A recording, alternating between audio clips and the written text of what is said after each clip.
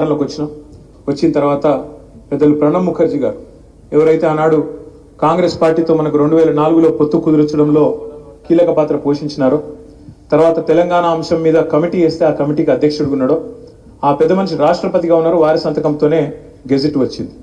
వస్తే వారిని కలిసి ధన్యవాదాలు చెప్తానికి అందరం పోయినాం, ఎమ్మెల్యేలు ఎంపీలు అందరం పోయినాం. పోతే ప్రణబ్ ముఖర్జీ గారు ఒక గొప్ప మాట అన్నారు కేసీఆర్ గారిని ఆశీర్వదించి. చంద్రశేఖర్ అంటాడు, ఆయన చంద్రశేఖర్ అంటాడు. చంద్రశేఖర్, నువ్వు అదృష్టవంతుడివయ్యా.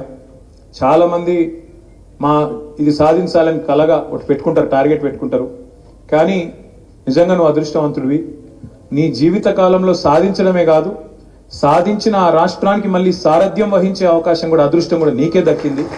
బాగా పనిచేయండి అని చెప్పి ఆశీర్వాదం ఇచ్చింది. అట్లాగే నాకు బాగా గుర్తున్న ఇంకో సందర్భం, ఆనాడు మా ఎంపీలు కొంతమంది 2015 ఆ సందర్భంలో 15-16 ఆ సందర్భంలో ఒకసారి ఎంపీలందరినీ తీసుకొని నేను ఏదో ఢిల్లీలో అరుణ్ జైట్లీ గారు అపాయింట్మెంట్ తీసుకుని ఏదో పని మీద పోయినా. ఆయన ఛాయ్ తాగిపించి కూర్చోబెట్టి మాతో ముచ్చట పెట్టుకుంటా ఒక మాట అన్నాడు, నిజంగా మీరు అదృష్టవంతులయ్యా తెలంగాణ వాళ్ళు అన్నాడు. ఎందుకు సార్ అంటే, జనరల్గా రాజకీయ నాయకుల్లో 2 రకాలుగా ఉంటారు. ఒకటి యాజిటేటర్స్, అంటే బాగా లొల్లి పెడతారు, బొబ్బ పెడతారు, విమర్శ చేస్తారు, కొట్లాడతారు, ఏదైనా ఇష్యూ ఉంటే ఫైటర్లు ఉంటారు అన్నాడు. లేదా రెండోది మంచి పరిపాలకులు ఉంటారు, అడ్మినిస్ట్రేటర్స్ ఉంటారు. మంచి యాజిటేటర్స్ ఉంటారు, మంచి అడ్మినిస్ట్రేటర్స్ ఉంటారు. కానీ నిజంగా మీరు అదృష్టవంతులు. కేసీఆర్ గొప్ప యాజిటేటరు, అంతకంటే గొప్ప అడ్మినిస్ట్రేటర్ వెళ్ళిండు, మీరు చాలా అదృష్టవంతులు అని చెప్పాను. ఎందుకు చెప్తున్నా అంటే, మన పాత్ర ప్రత్యేకం. మన పార్టీ చాలా భిన్నం మిగతా పార్టీలో. మనం అధికారమే పరమావధిగా పుట్టిన పార్టీ కాదు, అధికారం కోసమే పుట్టిన పార్టీ కాదు. ఆనాడు కేసీఆర్ గారు పార్టీ పెట్టినప్పుడు 2-3 గొప్ప మాటలు చెప్పినారు. ఆర్ఎస్ఎస్ నుంచి ఆర్ఎస్యు దాకా అందరినీ కలుపుకపోతా, తెలంగాణ కోసం అవసరమైతే బొంత పురుగునైనా ముద్దాడుతా, కుష్టి రోగినైనా కౌగిలించుకుంటా అన్నాడు. అందుకే ఎప్పటికప్పుడు రాజకీయ ఎత్తుగడల్లో భాగంగా రాజకీయాల్లో అల్టిమేట్గా ప్రజాస్వామ్యంలో ఓటు ద్వారానే తెలంగాణ సాధించాలి, సీట్ల ద్వారానే సాధించాలి, రక్తం చుక్క చిందొద్దు, మళ్ళా మన పిల్లలు ఎవరు సావద్దు అని చెప్పి పట్టుబట్టి కమిట్మెంట్ తోని చాలా ప్రయత్నం చేశారు. చివరికి 8-9 ఏళ్ల పాటు ఇచ్చిన మాట కాంగ్రెస్ మోసం చేస్తే, ఇచ్చిన మాట తప్పితే విధి లేక నిరాహార దీక్ష కూర్చొని మొత్తం తెలంగాణ సమాజాన్ని ఒక్కటి చేసి ఉద్యమ పార్టీగా 14 ఏళ్ళు మన ప్రస్థానం. ఆ తర్వాత ప్రజలు ఆశీర్వదించి మనకు అధికారం ఇచ్చినారు. 10 ఏళ్ళు అధికార పార్టీగా పనిచేసినాం. గత 16 నెలలు ప్రతిపక్ష పార్టీగా పనిచేస్తున్నాం.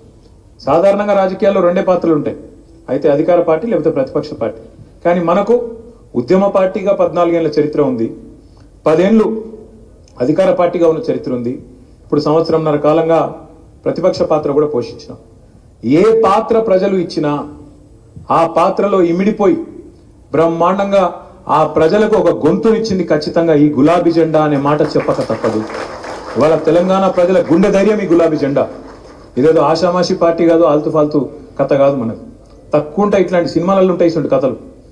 చిన్నగా ఉట్టి ఒక విత్తనం లెక్క ఉట్టి ఎక్కడికి వెళ్ళంటే ఎవరు ఊహించలే ఇంత దూరం వస్తుంది కథ, 25 ఏళ్ళు వస్తుందని. ఇలా గా సందర్భం, ఇది ఏదో ఆషామాషి మీటింగ్ కాదు, ఆల్తు ఫాల్తు కథ కాదు. ఇది 25 ఏళ్ళు ఈ పార్టీ ఉంటుందని ఎవరు నమ్మలే. అప్పట్లో పెద్దలు అన్నారు, మకల ఉట్టింది పుబ్బల అవుతుంది, ఈ పార్టీ ఉంటుందా, పాల పొంగు మీ పార్టీ, బుస్సుమని లేస్తారు, బుస్సుమని పడిపోతారు అని మాట్లాడిరు, ఇన్సల్ట్ చేశారు. కానీ ఇవాళ ఎవరైతే మన మాట అన్నారో వాళ్ళే ఇక్కడ లేకుండా పోయినారు. నేను అనేదల్లా మీ అందరితో ఒకటే, తెలంగాణ రాష్ట్రానికి సంబంధించినంత వరకు మనకు ప్రజలు అన్ని పాత్రలు ఇచ్చినారు. 10 ఏళ్ళు అధికారం ఇస్తే ఇదే హైదరాబాద్లో మనం ఎంత పని చేసినామో మీరే చూసినారు. అంత పని చేసినాం కాబట్టే చరిత్రలో మీకు మనం మర్చిపోతాం. అప్పుడప్పుడు మనకి ఏంటంటే తెలంగాణలోకి మన డబ్బా మనం కొట్టుకుంటే అలవాటు ఎక్కువ ఉండదు. మనకు వేరే డబ్బు కొట్టే ఛానళ్ళు లేవు, పేపర్లు లేవు. మరి మన డబ్బా మనం కొట్టుకోకపోతే ఇంకోరు కొట్టరు. కాబట్టి నేను మిమ్మల్ని కోరేది ఏంటంటే, మన విజయాలు సామాన్యం కాదు. 2015లో గ్రేటర్ హైదరాబాద్ కార్పొరేషన్ ఎన్నికల్లో మీరు ఒక్కసారి తిరిగి చూడండి. ఆ రోజు 100 సీట్లు సాధిస్తామని నేను అంటే చాలామంది నవ్వారు. ఇప్పుడున్న రేవంత్ రెడ్డి గారే డైలాగ్ కొట్టిండు, మీరు 100 కొడితే నేను రాజకీయ సన్యాసం చేస్తా అన్నాడు. సరే చేయలే, అది వేరే విషయం. కానీ ఫస్ట్ టైం చరిత్రలో 150 సీట్లుంటే 99 సీట్లు సాధించి ఆ రోజు ఒక కొత్త చరిత్రను, కొత్త రికార్డు సృష్టించింది టీఆర్ఎస్. నిజంగా చెప్పాలంటే జాంబాగ్ ఆనందేడవా ఉన్నాడా, ఈయనే ఉన్నాడు. ఇది కూడా గెలిచినాం మనం. సరే దానికి పేరే కథ ఉంది కానీ కూర్చో 5 ఓట్లతో పోయింది. అది కూడా వాళ్ళ బతిమలాడితే విడిచిపెట్టినా ఆయన ఏదో అయింది, లేకపోతే సెంచరీ కొట్టినట్టే జరిగింది అది. తర్వాత 2018 ఎలక్షన్స్ వచ్చినాయి, అసెంబ్లీ ఎన్నికలు వచ్చినాయి. అసెంబ్లీ ఎన్నికల్లో కూడా ఏం విజయం అది, మనకు హైదరాబాద్లో స్వీప్ చేసినాం. మళ్ళా 18లో, మళ్ళీ 20లో మళ్ళీ జిహెచ్ఎంసీ వచ్చింది, మళ్ళీ గెలిచినాం, సొంతంగానే గెలిచినాం, ఎవరి అవసరం లేకుండానే ఎవరి మద్దతు లేకుండానే మళ్ళా గెలిచినాం. ఏ పార్టీకి రికార్డు లేదు. 2 సార్లు కార్పొరేషన్ స్వీప్ చేసిన పరిస్థితి లేదు. 18లో అఖండమైన మెజారిటీ, 23లో నిజంగా చెప్పాలంటే ఒక ఆశ్చర్యం అది నాకు కూడా.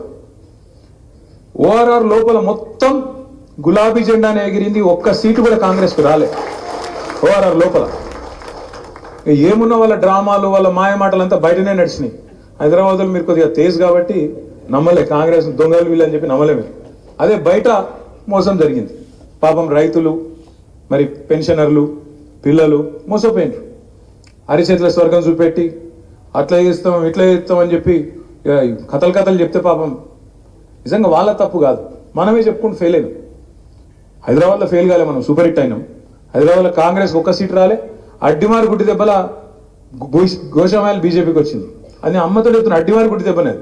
అక్కడ మనం క్యాండిడేట్ పెట్టినాం ఒక ఆయన దొంగెళ్ళిండు, ఆఖరికి పారిపోయిండు.